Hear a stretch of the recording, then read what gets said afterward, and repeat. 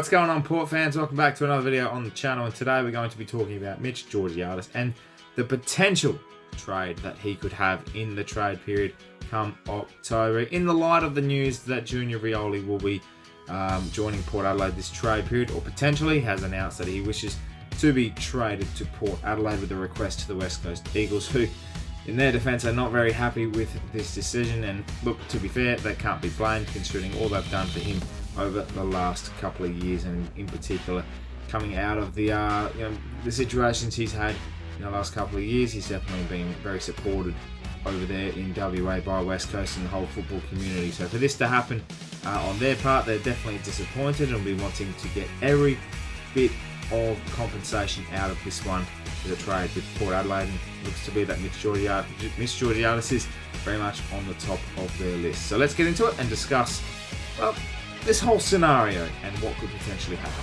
Finlayson will go back into the pocket. Georgiades!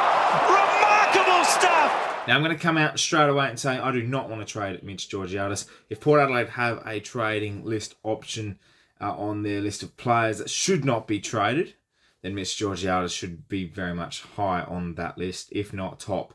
Since this whole rumour has come about, it's definitely been something that has been a lot of discussions, a lot of murmurs. And when this was announced today, it went bananas with Mitch Georgiades' name thrown everywhere. And to be fair, who can blame them? There's a lot of murmurs that he wants to go back home. There's a lot of murmurs that the go home factor is very strong, and he did spend the whole of the preseason coming into this year pretty much locked in WA, considering the travel exemptions and stuff like that were occurring. He did a majority of his preseason there. Played 19 games this year. Was dropped. A little bit of form of late, came back into the side and did pretty well. And a couple of injuries, and hasn't been the greatest year for him on a level, but definitely still has such a high potential with his football going into the year. He's only in his third year of footy. We all got to remember this. And as a young key forward, he's going to develop his craft. He's going to keep growing, and he's going to build into one of the better key forwards in the game. We've seen his high-flying marks. We've seen the ability he has in front of goal when he's actually kicking straight. And his ability to actually kick a high-scoring game, 4 or 5 goals in a game, he's very much capable of that. And with Josh Kennedy retiring over at West Coast, they'll be looking for an option to replace, and Junior Rioli wants to come. We're looking for a small forward. That is a potential trade that could happen. Now, I reckon it's a very low percentage, and it's definitely very much Port Adelaide paying overs for what Junior Rioli is worth, in my opinion. He's very much more of a late second rounder, third rounder pick. He has not put anything on the table to suggest he is a high quality recruit that deserves to be paid in that aspect. 4-year deal at over 500,000 is what I'm hearing, is a very high amount for a bloke that has not persisted a lot with football over the last couple of years. It is a very big risk by Port Adelaide. If they think they can get the best potential out of Junior Rioli with his football over the next 4 to 5 years on this contract, then I'm all for it. I will back it. But it's not something that I'd be trading a first rounder for or a genuine second round pick for. It's a future second at best. That's the highest quality. I'm not sending Mitch Georgiades over on potential factor. That is just such a no-no in my opinion. And there's rumours that he could go to the Hawthorn, he could go to Melbourne, even if we wanted to pursue Cozzy Pickett. One of the things that Port Adelaide's been very good at is getting the best out of the trade period. They've been very smart with their trades, sending Wingard over, Dougal Howard over, and we got the likes of Xavier Dersman, Connor Rosie, Zach Butters, Ryan Burton. We've been very smart in our trade period. We've obviously had a couple of mishaps. We've had a lot of missing pieces in the puzzle. Really, Rioli's not a piece of the puzzle that I think will have a massive impact. It could be proven wrong, and I'm very happy to be proven wrong. But that's just my opinion. It's my 2 cents. And to trade a Georgiades of that calibre for a Junior Rioli or anything of that measure is not something that we want to trade out of. 27 years old.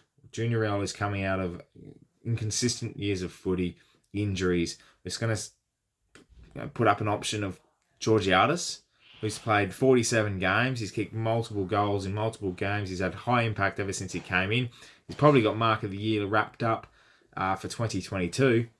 I just don't feel like this is a scenario that we win if we trade with this option. So obviously, as I said, is he up for trade? Does he potentially have other options? Fremantle could come circling around. They need another good forward. With the likes of Dixon retiring very soon, I feel, Finlayson and Marshall going to be headhunting the forward line. Georgiades is probably going to be our next main man with Marshall. Finlayson is definitely much a looser type of player and can play that key forward role, but you want two set-at-home forwards, and then that is Todd Marshall, that is Mitch Georgiades as our future forward line. If you can't set yourself on that, then it's very questionable as to why we're doing these sorts of trades. A fit Orazio Fantasia is that small forward that we need. Jed McKenzie, someone definitely to pursue with. I know Rioli wants to come to Port Adelaide. I know we're going to trade for him. But these are the options we've got to consider outside of one player trying to come in. Josh Dunkley is also someone we've got to pursue heavily, I feel. Just don't believe that Port Adelaide should be pursuing this option or throwing Georgiades' name out there. Even for that aspect of a Dersma, of a Bergman. These are the future of our football club. This is going to be on 2023.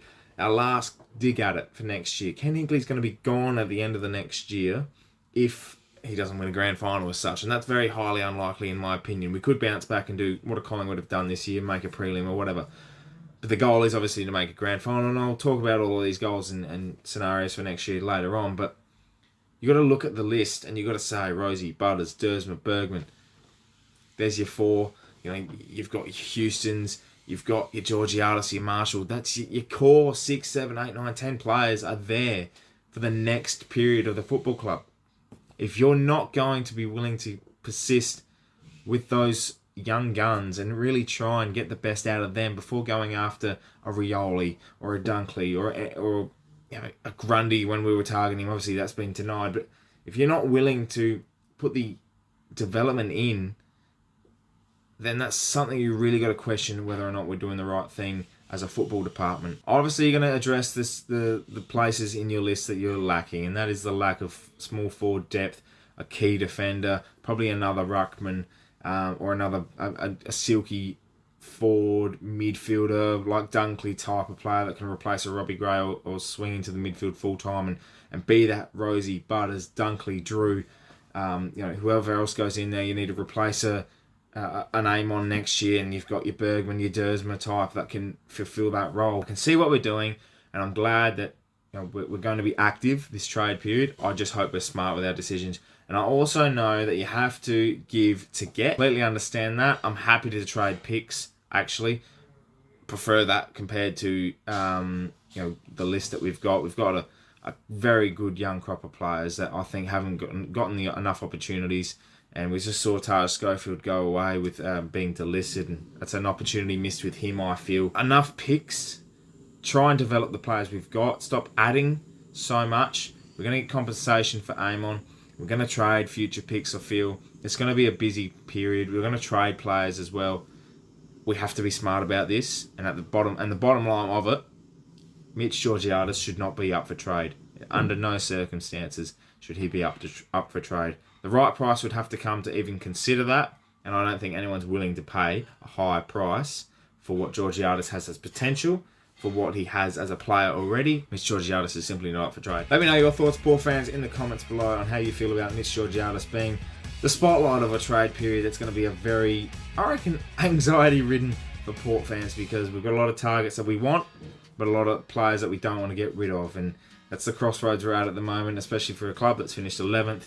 The coach has been coaching for 10 years without a grand final appearance, and all on the line in 2023.